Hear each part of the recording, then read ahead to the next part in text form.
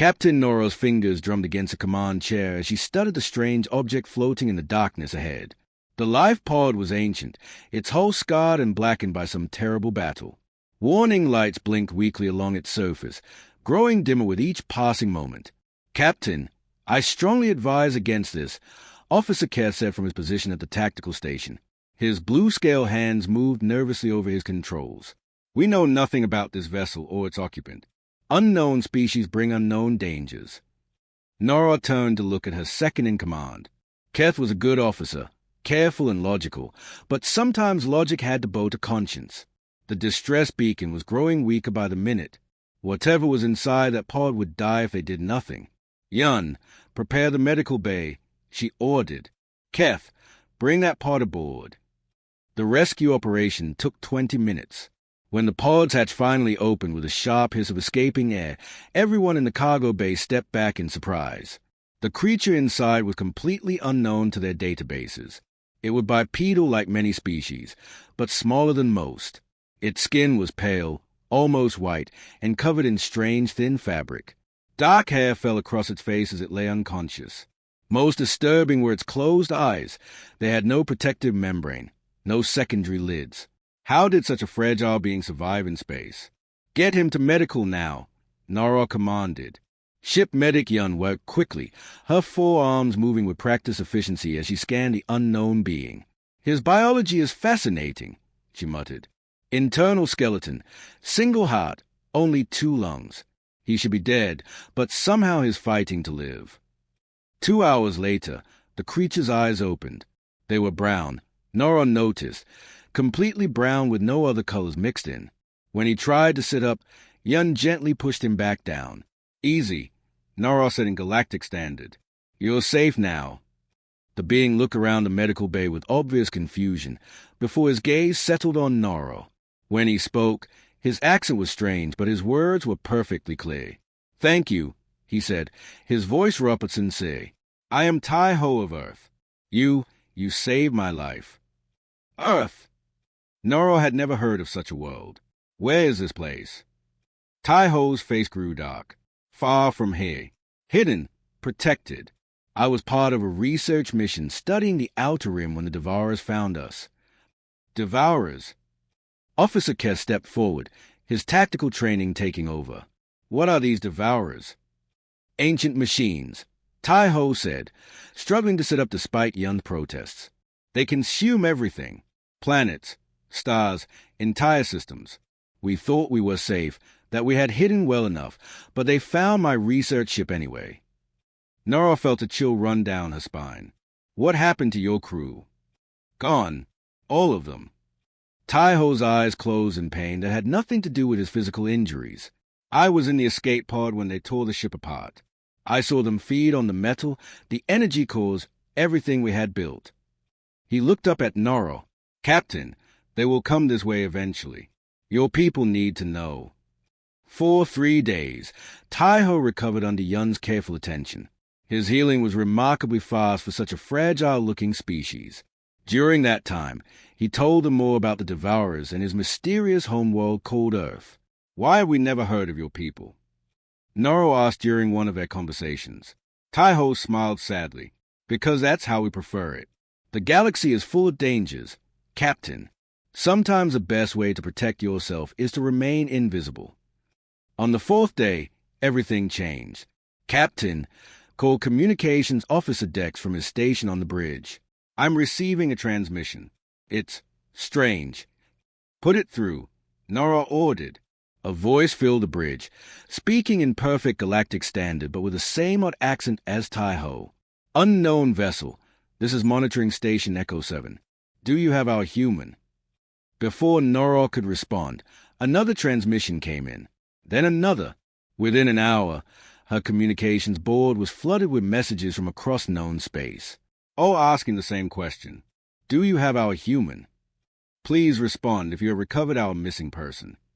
Human life signs detected aboard your vessel. Please confirm status." Noro stared at the flood of incoming messages in shock. These transmissions were coming from everywhere. Empty space, asteroid fields, nebulae where no one should be able to survive.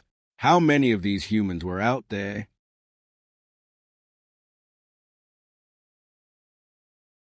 Tai-ho, she called over the ship's intercom. I think you need to see this. When Tai-ho arrived on the bridge and saw the communications display, his face went pale. Oh no, he whispered. They know. Who knows what? Nora demanded. My people, they know you have me. Tai-ho looked out at the stars with worried eyes. Captain, you've just become the most important person in the galaxy, and I'm not sure that's a good thing. The communications kept coming, hundreds of them now, all from the supposedly empty reaches of space where no civilized species should exist. Young could not believe what she was seeing.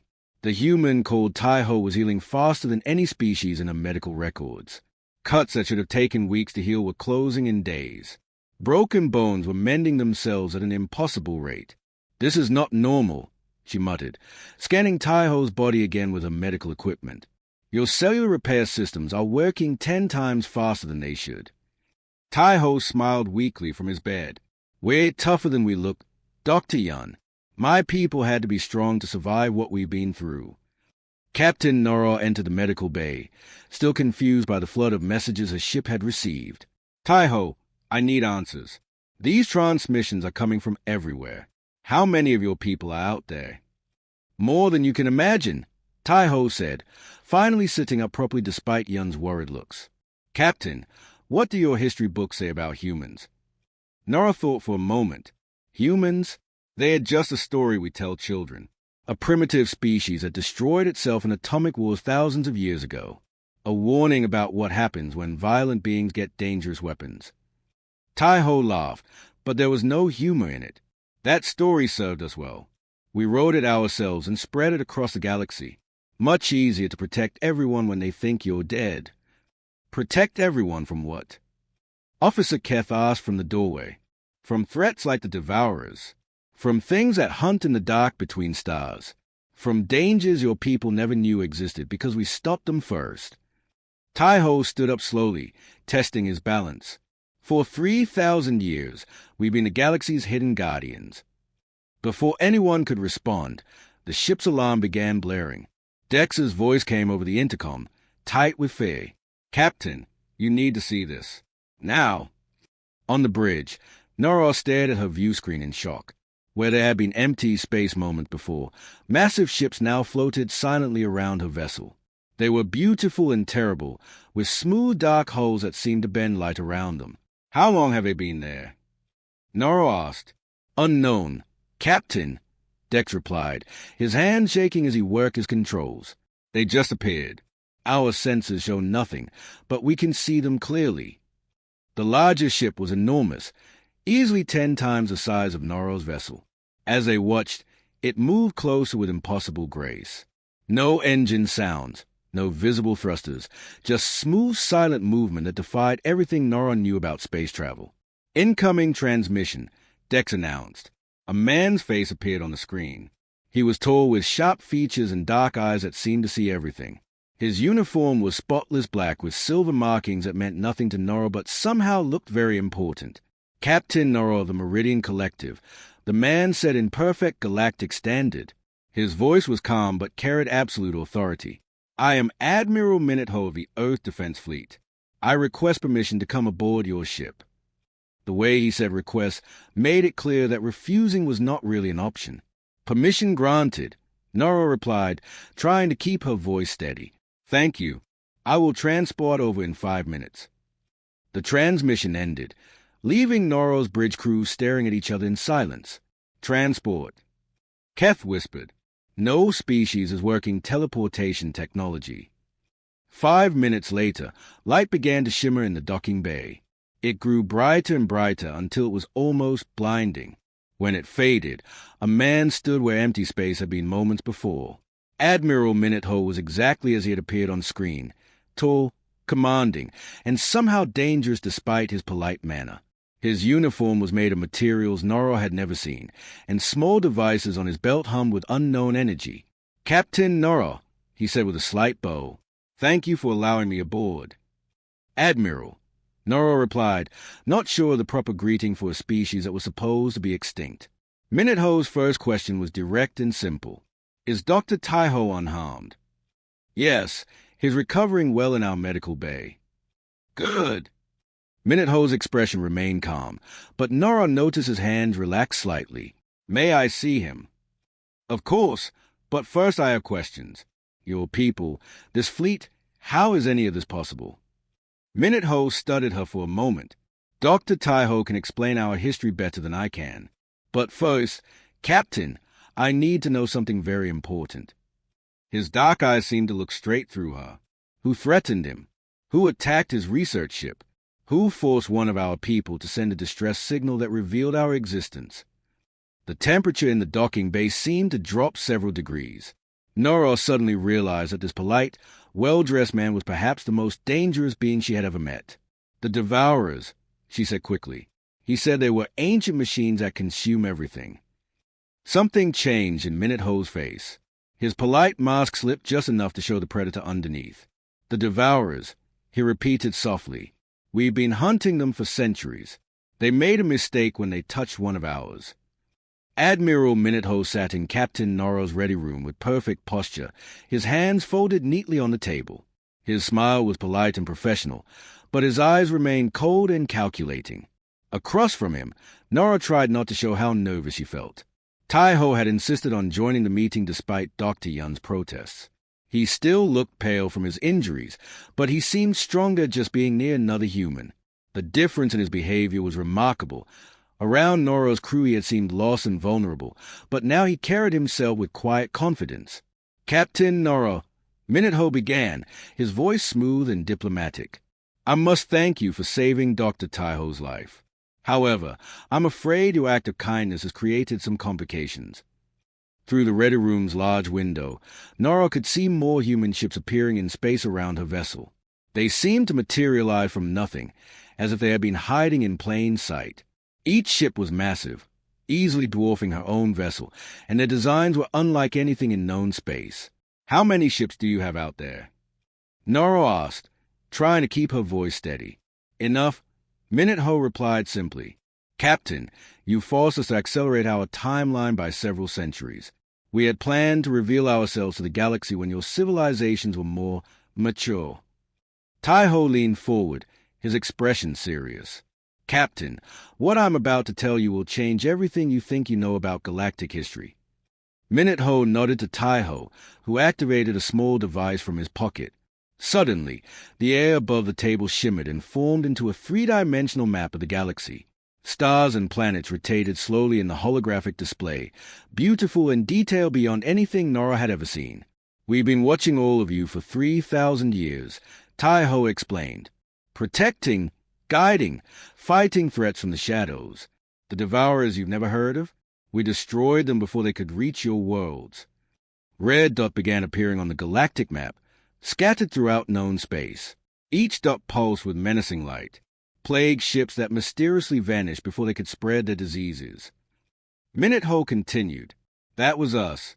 Invasion fleets that simply disappeared without explanation. Also us. Pirates who attacked trade routes and then were never seen again. We eliminated them. More dots appeared on the map, yellow ones, green ones, purple ones. Each color represented a different type of threat that had been quietly removed from the galaxy. The Zephyr Plague that killed millions on Altair 7, Taiho said, pointing to a yellow dot. It would have spread to dozens of other worlds if we hadn't contained it. The Crimson Armada that was gathering strength in the Outer Rim, we scattered them before they could begin their conquest. Nora stared at the map in shock. There were hundreds of dots, maybe thousands, representing threats she had never even heard of. Why? Why protect species you've never met? Because that's who we are, Minute-Ho said simply. When we first reached the stars, we found a galaxy full of life, full of potential. We also found it was full of dangers that most species weren't ready to face. So we appointed ourselves as guardians. But the cost, Nora whispered. The secrecy, the isolation. Why sacrifice so much? Taiho's expression grew sad. Because the alternative was watching civilizations destroy themselves or be destroyed by others. We've seen what happens when advanced species reveal themselves too early. Fear, war, the collapse of entire cultures. We chose a different path. Minute-Ho manipulated the hologram, zooming in on a section of space near where they currently floated. Dr. Taiho was studying a devourer outpost in this region when they discovered him. We thought they were all gone, but apparently some survived our last purge. His sacrifice brought us valuable intelligence about their new tactics and technology. Minute-Ho continued.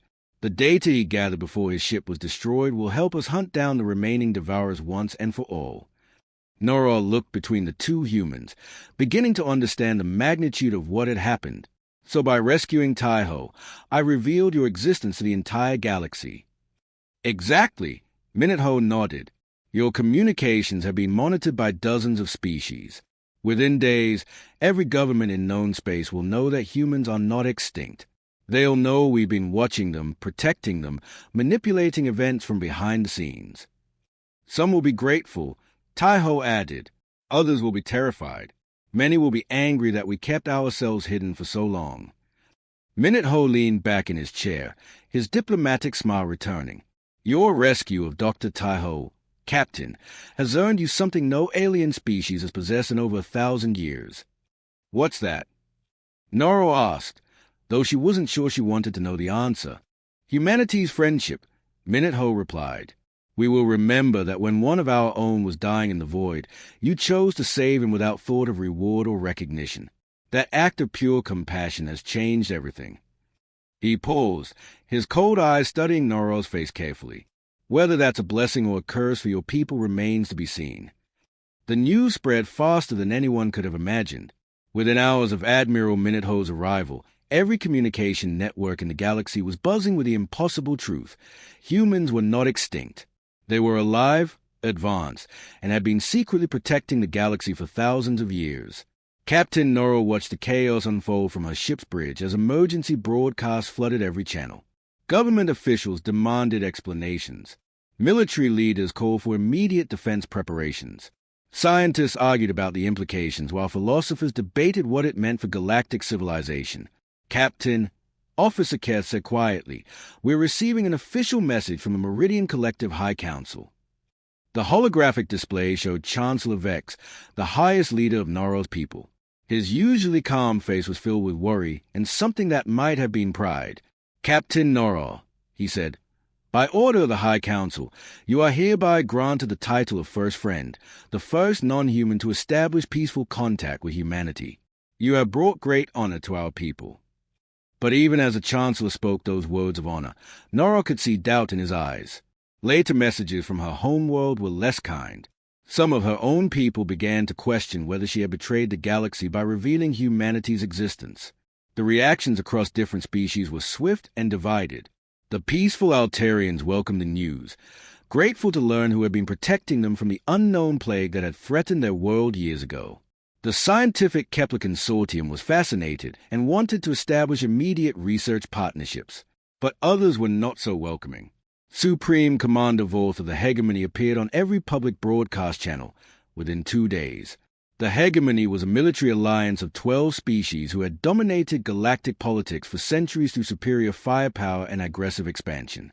Vorth was a massive being, over 3 meters tall with armored skin and burning red eyes. When he spoke, his voice carried the authority of someone used to being obeyed without question. Fellow citizens of the galaxy, he announced, we face an existential threat unlike any in our history.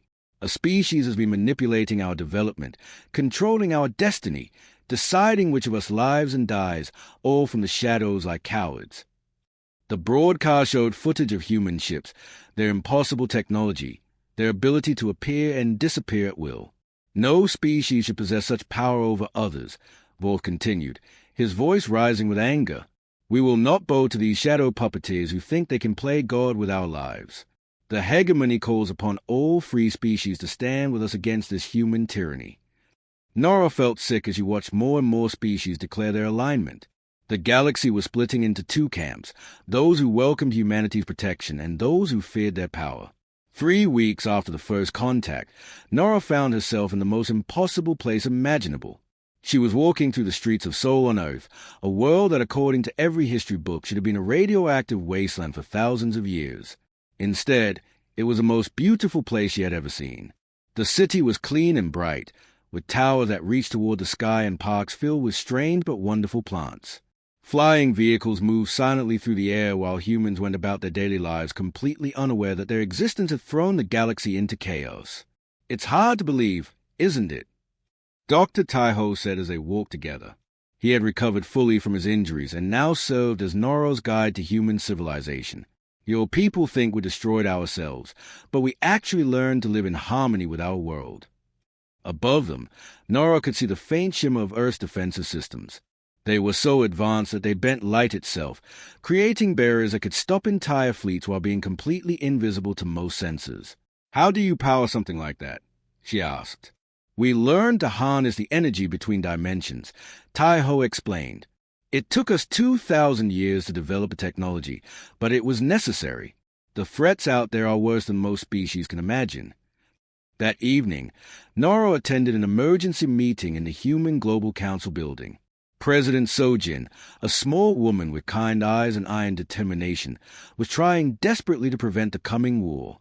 The holographic conference included leaders from across the galaxy, but the discussion quickly became heated. The hegemony's allies refused to listen to reason, while humanity's new friends demanded protection from the growing military buildup. "We never wanted this," President Sojin said, her voice tired after hours of failed negotiations. "We chose secrecy to avoid exactly this kind of conflict. We wanted to protect you, not rule you." But Supreme Commander Volta's response was final. "Your time of hiding is over. Humans, face us in open battle, or we will hunt you down like the parasites you are." After the conference ended, President Sojin turned to Noro with sad eyes. "Captain Noro," she said quietly, "your kindness saved Dr. Taiho's life and forced us to reveal our true nature centuries before we planned. I pray the galaxy survives what comes next." Outside the council building, Noro could see human military ships beginning to gather in Earth's orbital space. The time for hiding was over. The attack came without warning on a Tuesday morning, Galactic Standard Time. Research Station Gamma was humanity's newest outpost, built specifically to welcome other species and share knowledge peacefully. It was home to 50,000 human civilians, scientists, teachers, families who had volunteered to be ambassadors to the galaxy. Captain Noro was having breakfast with Dr. Taiho in Seoul when the emergency alarms began screaming across Earth. Every screen in the restaurant turned red as a horrible news appeared. Station Gamma was gone. "The children's choir," Taiho whispered, his face going pale. "They were broadcasting a welcome song to newly contacted species when it happened." The holographic display showed the remains of what had once been a beautiful research facility. The hegemony's war fleet had used planet-killing weapons, turning the station into scattered debris in seconds. 50,000 innocent people had died instantly, including 300 children who had been singing songs of friendship to the galaxy. Noro watched President Sojin's emergency broadcast with growing horror. The small, kind woman who had tried so hard to prevent war now stood before the cameras with tears in her eyes and absolute fury in her voice. "The hegemony has chosen to answer our offer of friendship with mass murder," she said. "They have killed our children, our scientists, our teachers. They have shown the galaxy exactly what they think of peace." The president paused, wiping tears from her face. "We tried to protect you all from the shadows. We tried to guide without controlling, to help without revealing ourselves. But some of you have chosen to repay 3,000 years of protection with the slaughter of innocents." Around the world, Noro could see human military bases coming alive. Weapons that had been hidden for millennia began powering up. Ships that existed in folded space started preparing for deployment. Today, the galaxy learns what happens when humans go to war. What followed defied everything Noro thought she knew about warfare, physics, and reality itself. The human response began 3 hours after Station Gamma's destruction. Space itself seemed to tear open as massive ships emerged from dimensions that shouldn't exist. They weren't just large. Some were the size of small moons, their hulls made of materials that bent light and twisted gravity. But it was a message that accompanied them that truly terrified the galaxy. It was broadcast on every communication channel, in every language, impossible to block or ignore. They saved one of ours. Honor that, and no peace. Harm that, and no war. The hegemony's mighty war fleet, which had been celebrating their successful attack on the research station, suddenly found themselves facing weapons that treated the laws of physics like mere suggestions. Human ships didn't just destroy enemy vessels. They turned them inside out, folded them into impossible shapes, or simply made them cease to exist. Entire hegemony military bases vanished without explosions or debris. They were just there one moment and gone the next. Admiral Minutho's flagship appeared directly in front of the hegemony's command center, a massive fortress that had been considered impregnable. The fortress's weapons fired continuously, but the energy beams seemed to pass harmlessly through the human ship as if it existed in a different reality. Supreme Commander Wolf, Minutho's voice echoed through the fortress's communication systems. You wanted to see human technology. Here it is. The fortress didn't explode. Instead, it simply unfolded like an origami sculpture being reversed, its metal walls becoming flat sheets that drifted away into space. The crew inside found themselves safely transported to nearby planets with a simple message: learn from this. Across the galaxy, the hegemony's remaining forces discovered that their ships were no longer where they had been moments before. Entire fleets found themselves at the edge of known space, far from any inhabited worlds, with their weapon systems permanently disabled and the same message waiting for them: leave. Nora watched the war's end from Earth's orbital command center. It had lasted exactly 18 hours. The hegemony, which had dominated galactic politics for centuries, no longer existed as a military force. How? She asked Admiral Minutho as they observed the final surrender broadcasts. We've had 3,000 years to prepare, he replied calmly. 3,000 years to develop weapons and defenses while staying hidden. The hegemony fought with technology that was advanced by galactic standards. We fought with technology that rewrites reality. In the days that followed, the galaxy transformed completely. Species that had opposed humanity now sent desperate messages begging for forgiveness. Former hegemony worlds requested immediate protection from the chaos left by their government's collapse. But it was the species that had shown kindness to humanity that benefited most. The Meridian Collective found their worlds blessed with new technology that solved energy problems and cured diseases. The peaceful Altarians were given defensive systems that would protect them for millennia to come. Was it worth it? Noro asked Taiho as they watched the last of the hegemony remnants formally surrender. You saved one human life without thought of reward, he replied, looking out at the stars where human ships now openly patrolled. That told us everything we needed to know about your species' potential.